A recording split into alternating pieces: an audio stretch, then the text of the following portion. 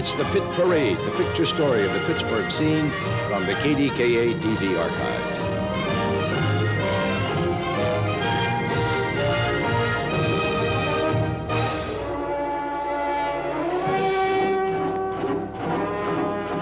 The week of July the 15th, 1952, Pittsburghers came out of their homes and offices and were greeted by a frightening sight. Thick black smoke covered the entire downtown area. It looked like the whole city was on fire. It was almost that bad. The Oyster house was going up in smoke. The fire started on the third floor of the landmark building and consumed everything in its path. 6 alarms, a near disaster. Every last city firefighter out in 90-degree heat to do battle with the flames. 18 firefighters were struck down by smoke inhalation or heat exhaustion. Smelling salts and breathing gear were brought out. Neighboring buildings were soaked with water to keep them from going up too. When the smoke cleared, this is what was left of the most historic block of the Golden Triangle. $100,000 worth of damages.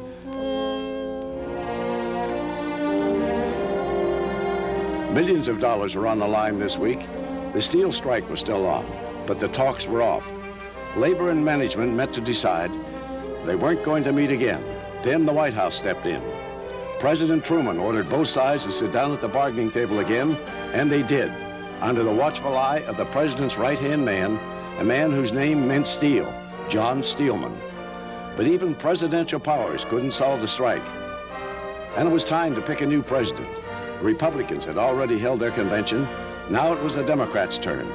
One of the candidates stopped by Pittsburgh on his way to the convention. You recognize Averell Harriman.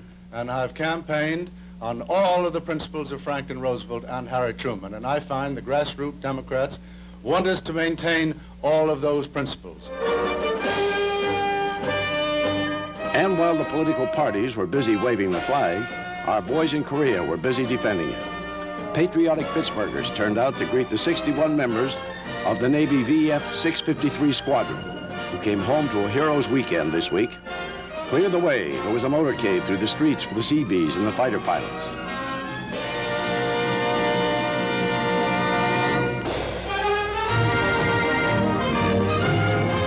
It was a snappy salute for the red, white, and blue the week of July the 15th, 1952.